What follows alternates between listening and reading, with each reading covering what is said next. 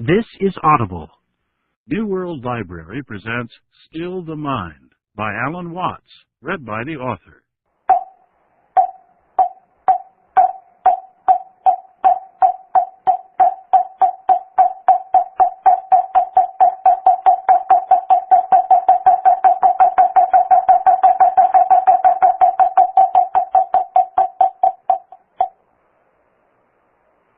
A person who thinks all the time has nothing to think about except thoughts.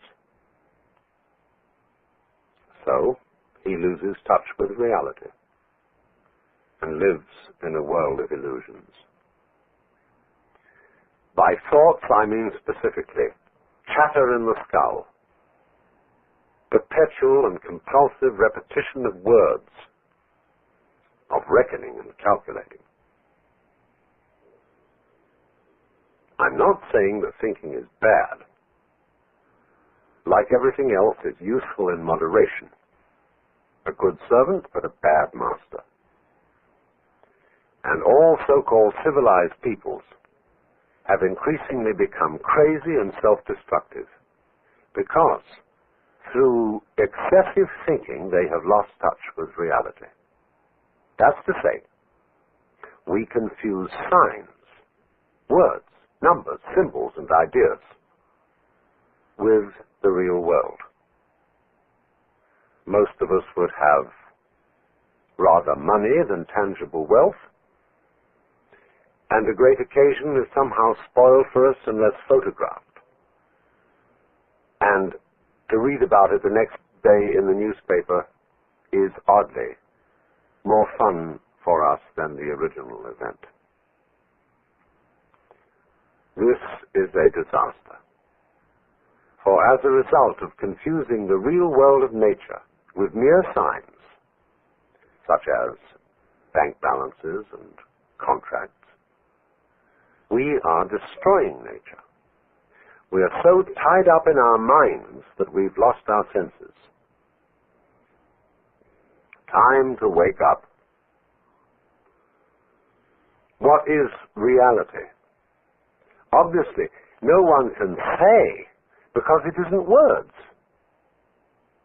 It isn't material, that's just an idea. It isn't spiritual. That's also an idea, a symbol. Reality is this.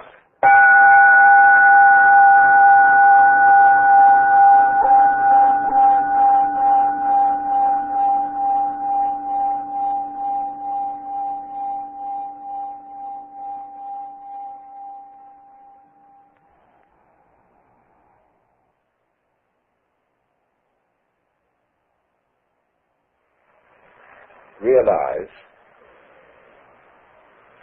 that anybody whom you consider in matters spiritual, psychological, and so on, has an authority. Has this authority because of your opinion that he has, or she has. How do you know?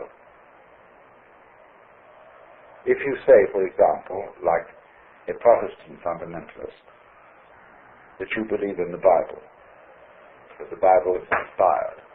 Or you may say, as a more liberal kind of Christian, that Jesus Christ is the greatest being that ever lived on earth. How do you know? It's your opinion that that is so. Lots of people may have told you so, and you may be very impressed by those people, but you bought it.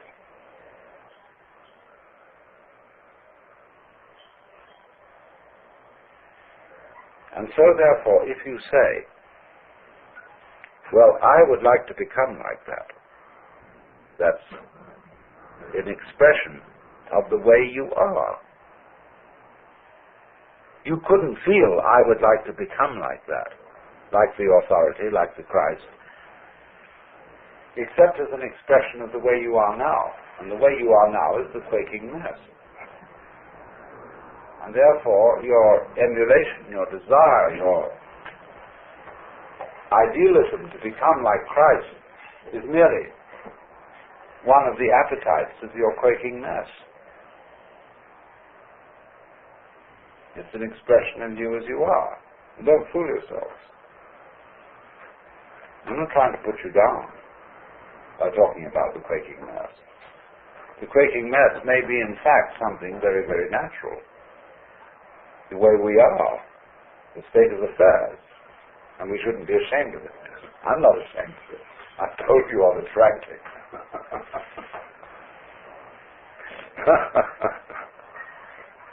But it is important not to fool oneself about this.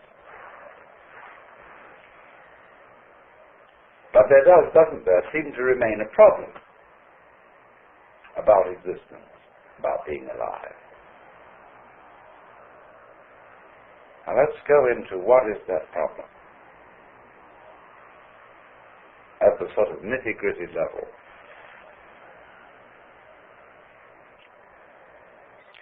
Very basic in our thinking is that we, as it say, one must live. We need to survive, to go on. We need, therefore, money for food, for this, that, and the other. We must go on. And we know that we're not going to get away with it for very long. That after a certain number of years we're going to die. The thing is going to end. The thing that we call I is going to be as it is in sleep. Deep sleep with no dreams. But that between now and that happening, there may be the most ghastly pains. Not only perhaps the pains of physical disease, or being wounded, or hurt, but the pains of worrying about our failure of responsibility to people who depend on us. And we suffer other people's suffering simply because we're sensitive and have imagination and participate in their sufferings, and our adrenaline and our chemicals respond simply by imagination to the sufferings of other people. And what about that?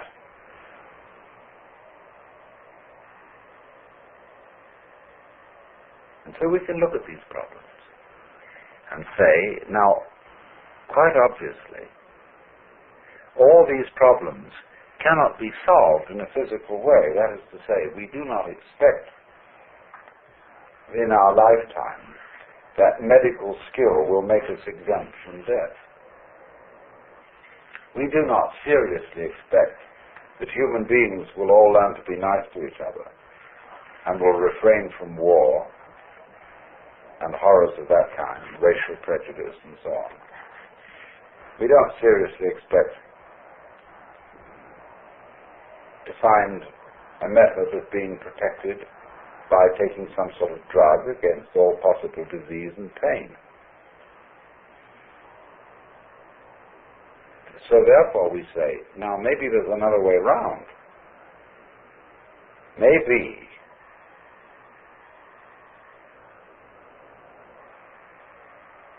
that instead of solving these problems at the technical level, we could solve them at the psychological and spiritual level by so disciplining ourselves, by so doing something with ourselves, that we wouldn't be afraid of it anymore.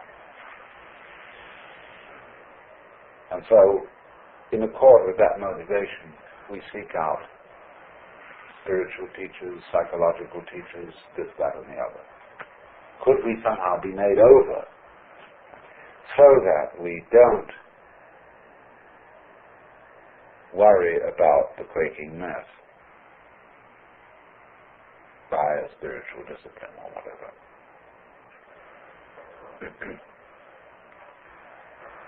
And you see, if you examine that this wanting to overcome the quaking mass and not have it anymore,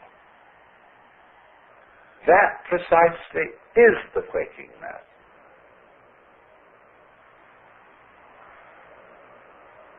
The thing that we object to